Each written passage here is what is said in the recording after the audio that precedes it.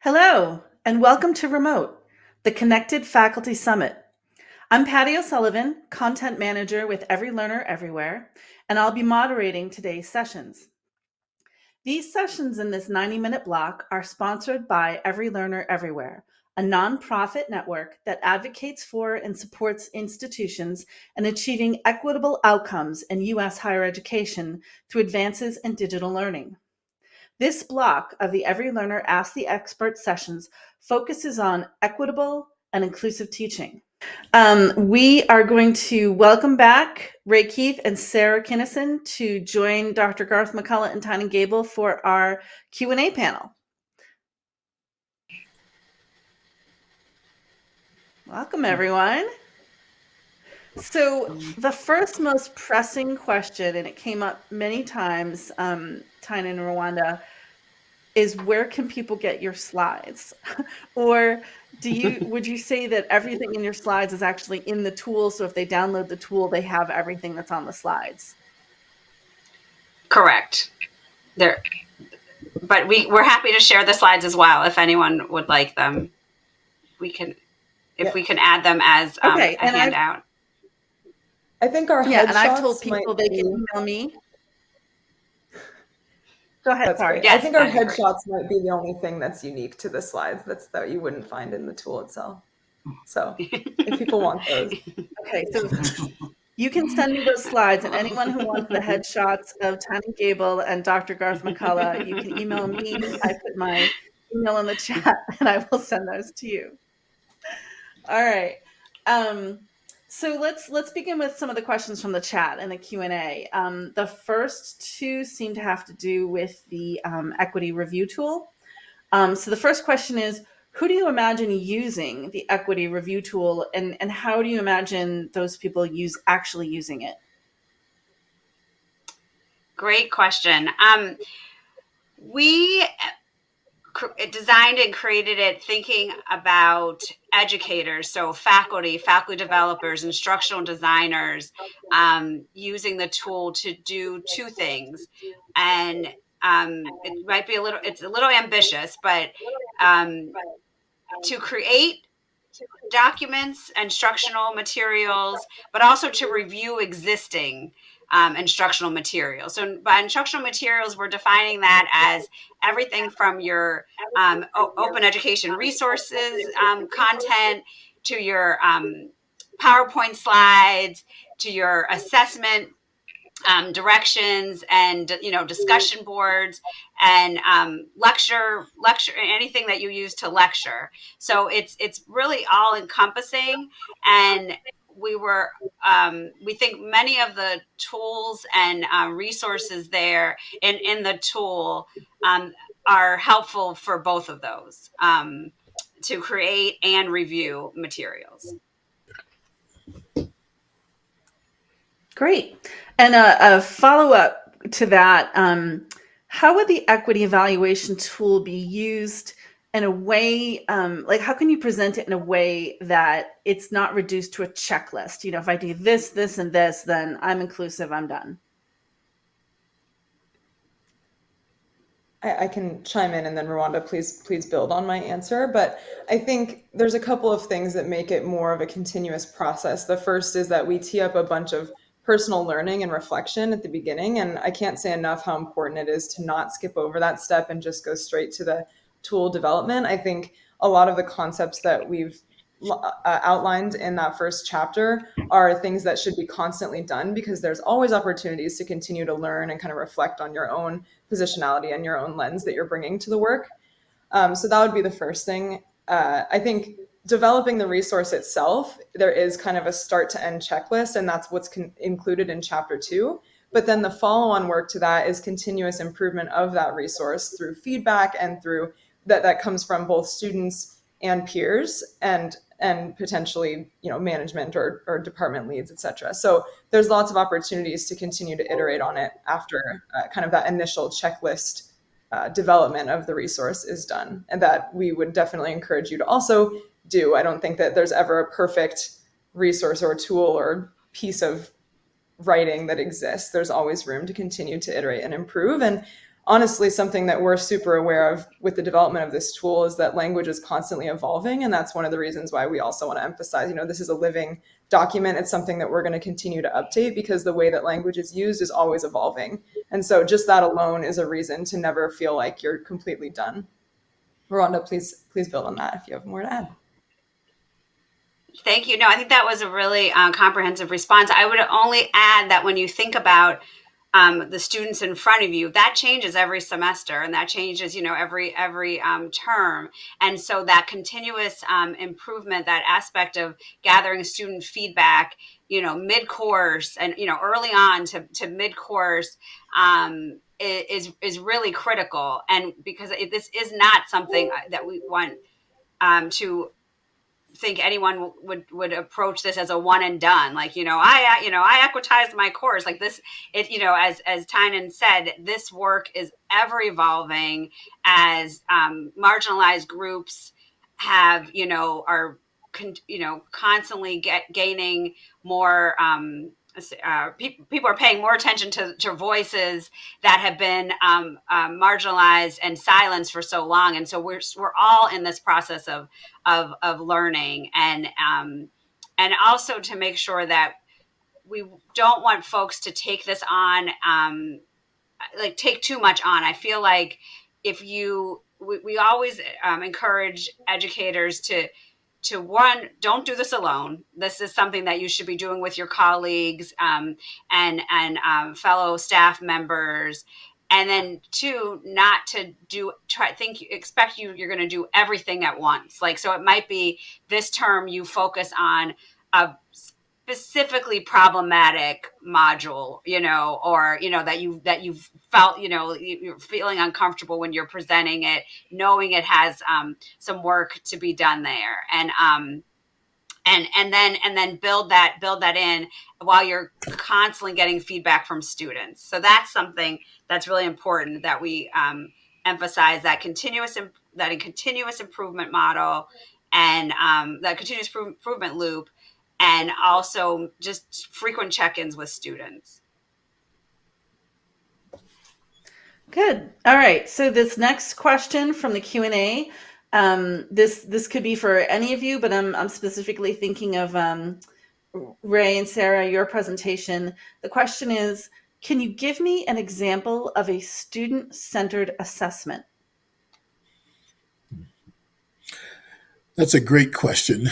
I think when we think about assessment, think about our assessment practices, think about traditional assessments, think about how those assessments, when we think about comprehensive exams, writing assignments, multiple choice quizzes, think about who those assessments serve, and also think about the traditional ways that those assessments might have impacted students.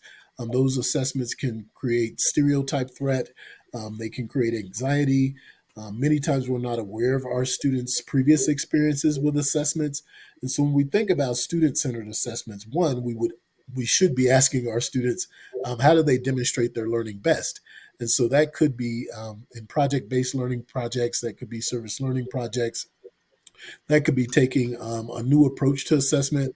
Students could be using digital tools to demonstrate their learning as it relates to content subject matters, thinking about ways that we are, and I like to use Bloom's taxonomy as an example, and how do we move to higher order thinking, where students are actually analyzing, creating, and really sharing their learning in ways that are not just rote memorization or repeating back what they've learned.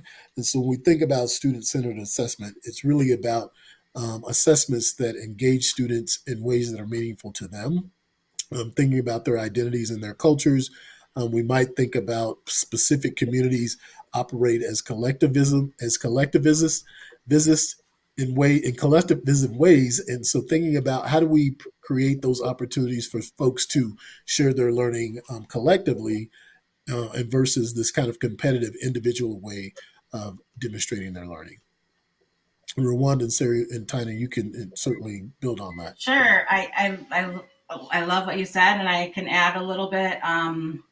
So I think it's important when students have options for how they share their knowledge. It can lead to confidence and they feel competent because they're sharing in ways that they are most strong in that sharing and that learning style for sharing. And also they could share in ways that align with their cultural perspectives, with their way of using language. And it could be a very asset based and like strength based experience rather than a punitive one, which sometimes assessment can be punitive. And also for assessment to be about part of the learning process. Speaking of it being punitive, and rather than it being faculty versus student, really it being a positive part of the learning experience. The assessment um, can be can lead to further learning and further exploration. In addition, there are many examples with open education resources where students create their own questions for exams and then give them to other students. It could either be like within that same semester or the following semester. So it's written in student language. It's written kind of with students' cultural backgrounds. They're the ones who are writing it, so they can be using examples, names, language, representation, experiences that are specific to them, and then it translates into sharing it with everybody else. So it's kind of like a very multifaceted set of questions for the exams. So those are some other examples.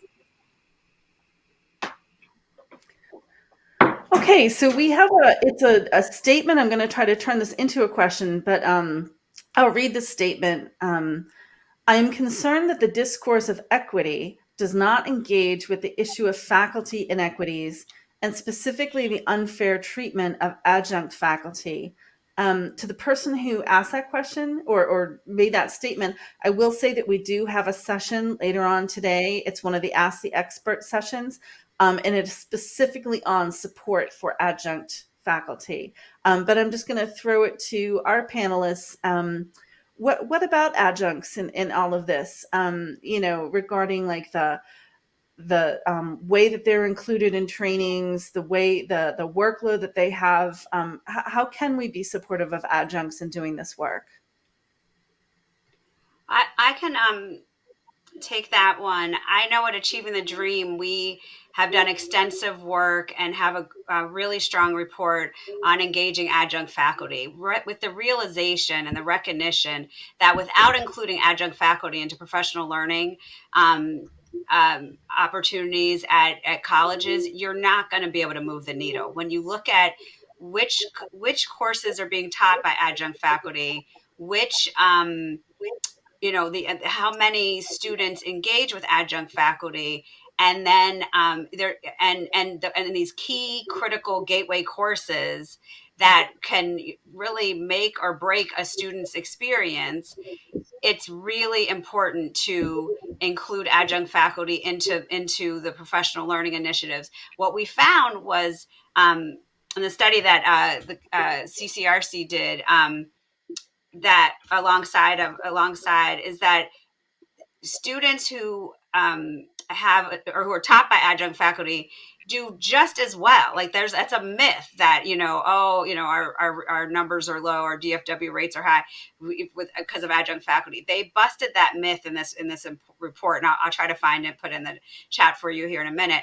But saw that because adjunct faculty aren't included in the institutional initiatives, students who had key courses with being taught by adjunct faculty didn't go on to the next course and at the same rate. And so that just really flags the importance of ensuring that adjunct faculty are equipped and supported to participate in professional learning, to understand what resources the institution offers, the advising model, the pathways model, the degree paths. And we showcased, I think, 8 institutions, different approaches to engaging adjunct faculty that included that included some things was just having a center for adjunct faculty, a room, a dedicated space. Some, created, made sure that the professional learning, this was pre-pandemic, so it was, it was mind-blowing. Now it would be obvious, but, was available on a Blackboard shell that folks could engage in when they were available. There was a newsletter one institution did just for adjunct faculty to make sure they had, the links to the resources and what was happening, as well as, I think our Harper College created a track for adjunct faculty that like a tenure track, but it was, if you completed this level of professional learning and the conduct professional development sessions, that you would be first in line. It was a whole process. You had to do a portfolio and everything, but then you would be first in line when a position came open in your discipline, in your department, and I think you got first choice of class time, and really things that really make a difference when you're teaching, especially if you're teaching with multiple institutions. And so that, really finding ways to recognize, honor, and validate adjunct faculty is key. And so for any of the tools that we develop, we always have in mind how this can how adjunct faculty can be included. I know there's different issues with union, and most colleges don't have the budgets to include to pay adjunct faculty to come to all of the sessions, but like just being mindful of what you can do and how you can design and professional learning opportunities so that they are accessible for folks that aren't full-time at your institution is really important. And Ray, I don't know if you want to speak to some of your experience with engaging adjunct faculty. Yes, thanks, Ruanda.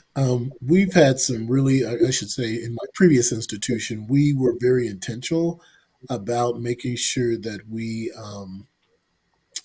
I secured funding to support our adjunct instructors, making sure that they had the same opportunities to engage in professional development and professional learning as our full-time faculty.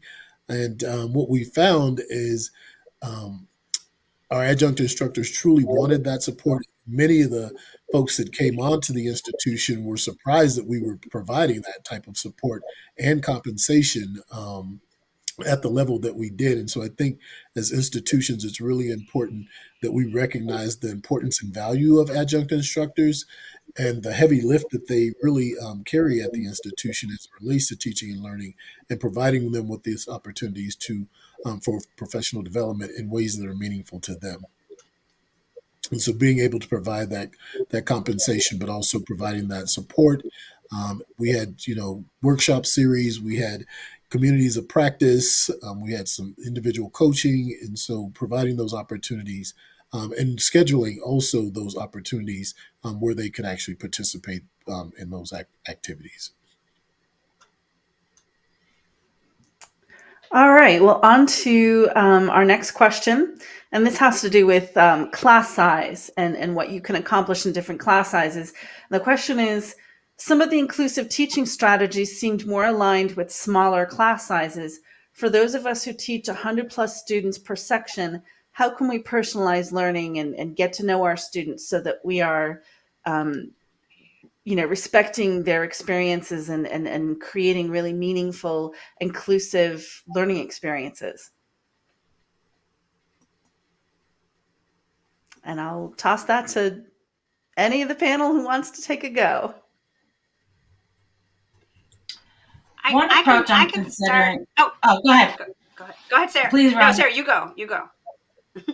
I just wanted to mention one approach that when I heard that question that came to me definitely is having small groups. So then the small groups become like the small group of 10 students or 5 students or however for your discipline, however you need to break it down. Like I'm thinking of one student who had a really strong experience in her small group instruction. She felt really empowered. She felt like the professor came and spoke to them, and they kind of became like one body. You know, they supported one another, and they really worked together in a small group, which is also very a strong learning component in certain cultures to work as a group anyway. So, and it could be really positive for everyone. And they worked together as a group to do problem solving, and then the professor came over and worked with them. So kind of turning, doing that fraction 1 to 10, and turning each 10 people into a person can be one approach. And then the professor can come and interact very personally, very closely with those small groups. Go ahead, Ruanda. Yeah, no, I think that grouping is an option. And I also think that, as I was saying before, when you're talking about the, embedding equity in your course, and you're teaching a large gateway course, I think it's more feasible to focus on course-wide course-wide design. So like, equitizing your syllabi, doing, looking at, reviewing your course shell, for like using the equity review tool that Ben Simone developed for the syllabi, I think is also useful for course shells, as well as, creating your assignments, in ways that embed equity, invite students' culturally bound prior knowledge and their lived experience. And so these are things that you're already doing, but to do that with through a lens that centers student equity, and it could be racial equity, economic equity, religious, gender. One is in response to your population. It's what you're doing for the course wide for all your students. You starting there. I think what you're going to get more. You're gonna see great results, and where it's not where it's not feasible that you're going to personalize everything to for every student. But I also think using peer assessment and again that student feedback. I saw in a question earlier about students aren't very responsive to surveys, and I think that we're all pretty over and inundated with surveys. It's not just students. I could say the same thing for emails, and that's why I think those like quick entry exit ticket questions, doing a mini focus group, and then also. Using your office hours or some Zoom sessions to just get feedback from students will also help you figure out where you need to place your attention, where the attention is most needed. As Sarah's example earlier about the discussion board, if you're try to figure out where. What levers you can adjust, and be sure to ask students how the changes you made landed, because if not, we burn out quickly, and there's a lot to do. We're not going to solve anything in one term or one semester, but I think if you're just always asking, interrogating your own practice through that student-centered and equity lens, you're gonna make strides every time you try. And Rwanda, if I can just add, as far as looking at it on like your whole course level, whether you have 5 students or 200, culturally responsive materials, instructional materials, that's another kind of something that you can make sure to include multiple perspectives in every area of your course, and that will help bring more inclusivity no matter the number. So yeah, I really like that idea of how can you design the course in every aspect to bring more inclusivity without having to think of each student individually. Then with 200, it just becomes very overwhelming.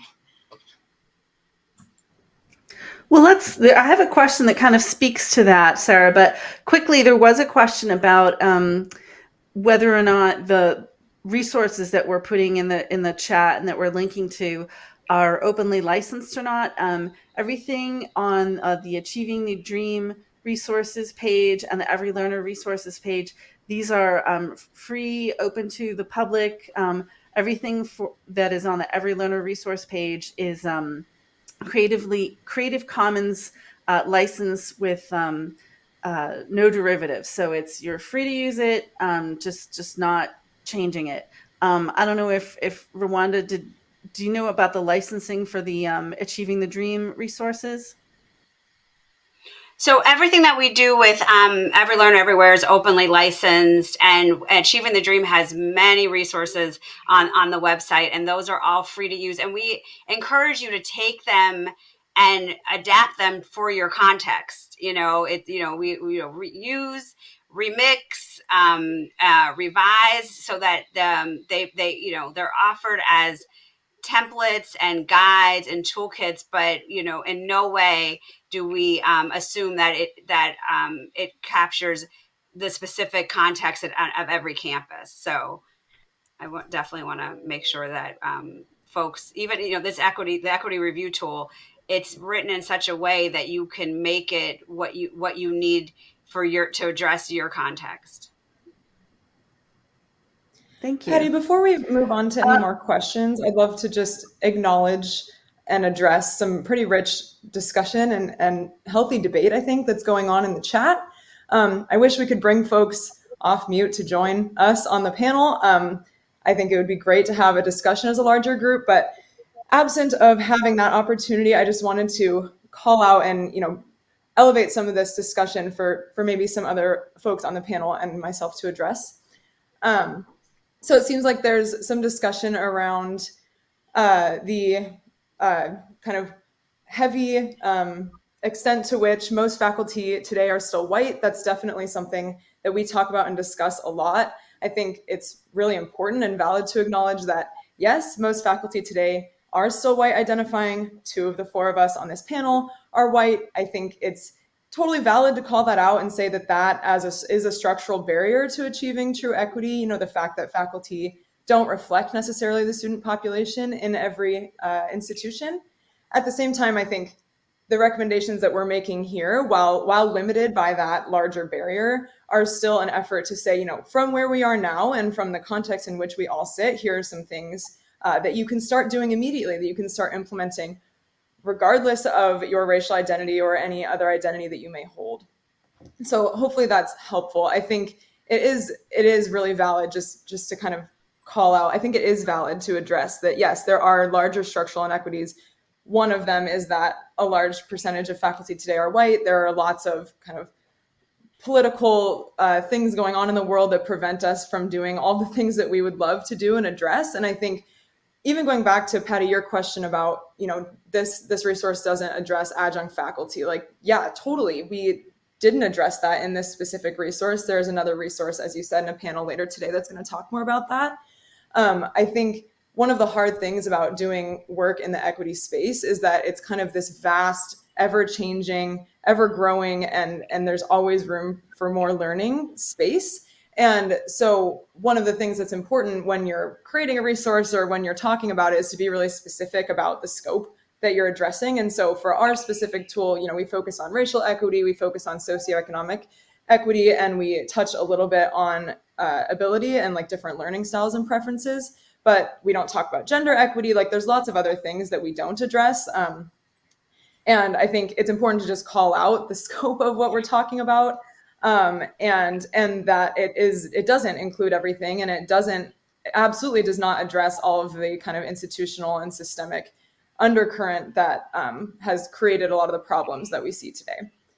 So wanted to call that out and just address what's going on in the chat. I think other panelists, if you guys want to weigh in on that discussion, I think it's a super, super great topic to dig into a little bit.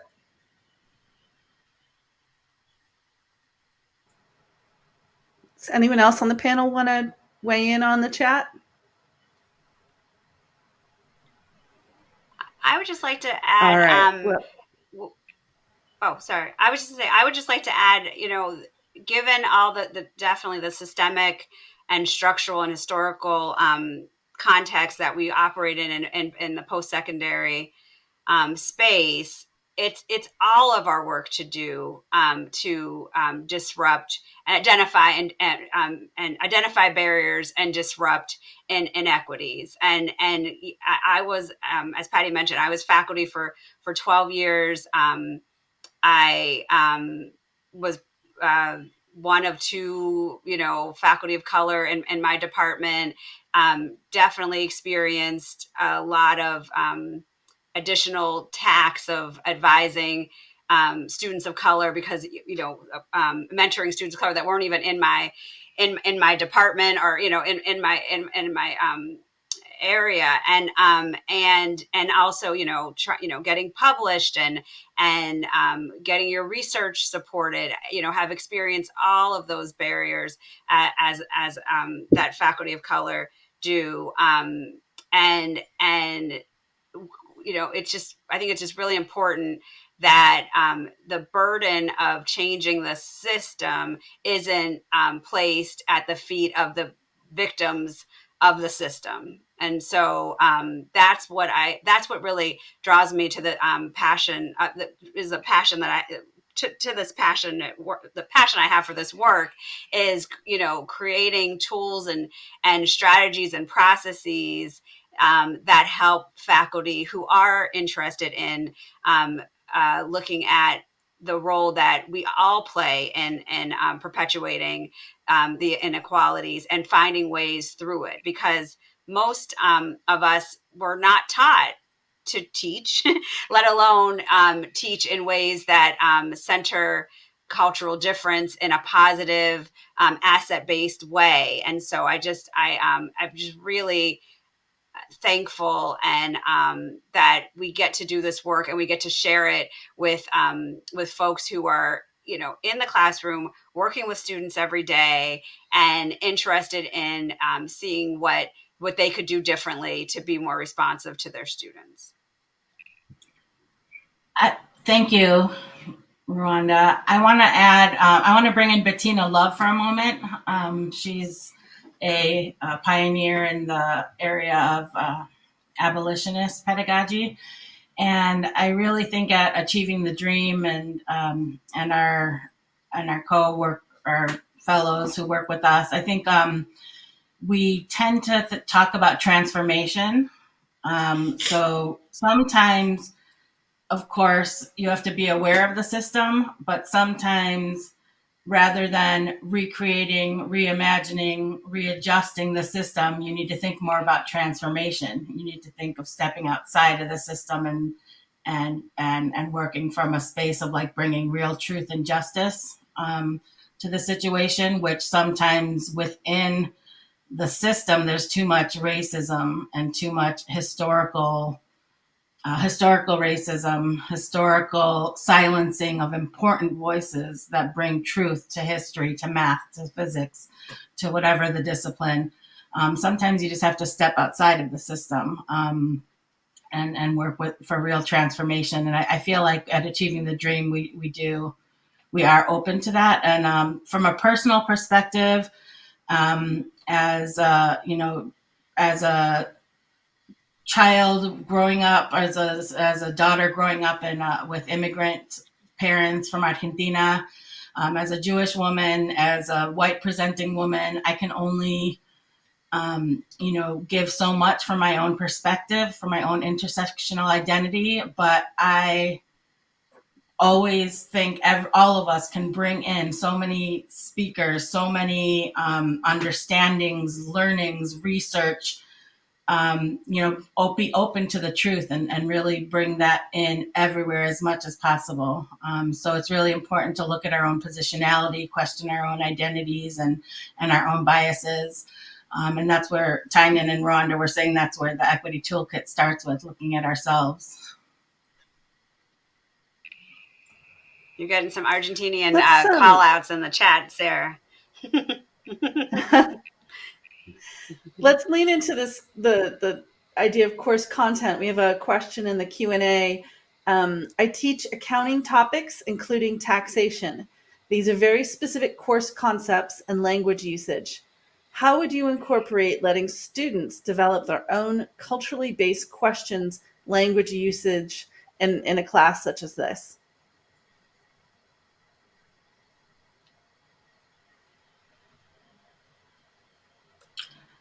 Are there different contexts that come up in your discipline? Oh, sorry, I forgot. We're not. I can't hear your response. But students can write questions that reflect different concepts within the discipline that you're working in.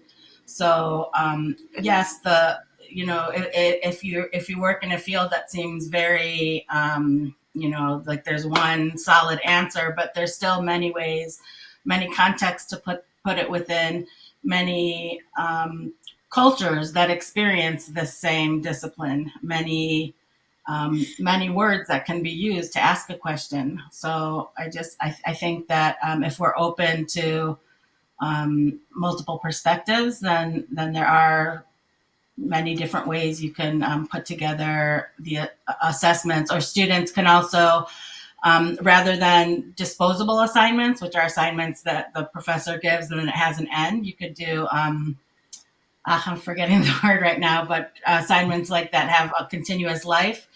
And students, students can do projects that are based on their own experiences and their own cultures, and they can be utilizing the course content and the information and reaching the objectives through their own perspectives. And then these projects can be shared with others and contribute to the field. So I don't think there's ever just one way something has to go. There's always options. And I would agree,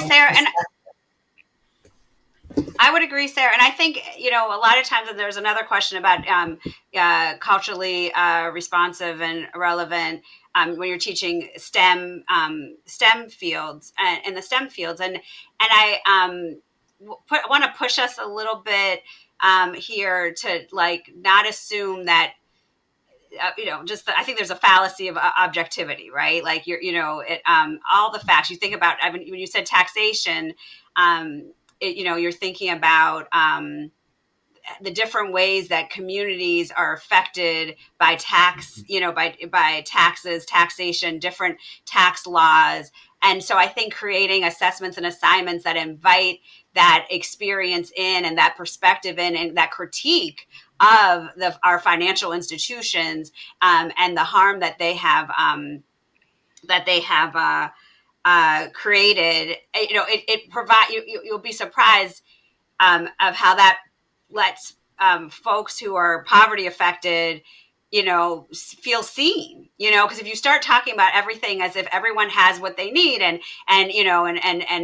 our world is fair and just, it's automatic messaging to folks who don't have that experience that okay, this isn't about me. This topic doesn't include, because I can't even relate to that experience because where I live,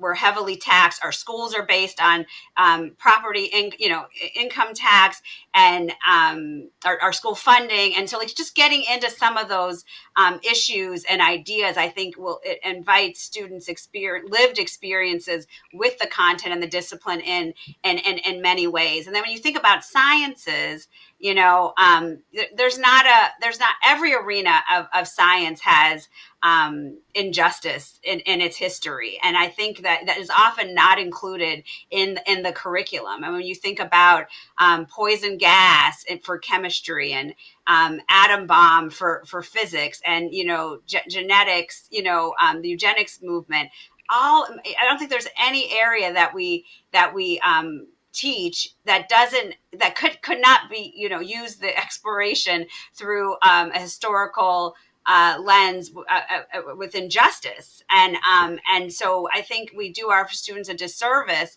when we teach these things as, objective, as truth, as one way and don't invite different perspectives. And not that you have to push any agenda, but that, I really support creating assignments and assessments and discussion prompts that invite that discussion in. And I will wrap up with that. Can I add one more thing real quick? I want us to think about also thinking about folks from diverse backgrounds and perspectives that have contributed to those fields.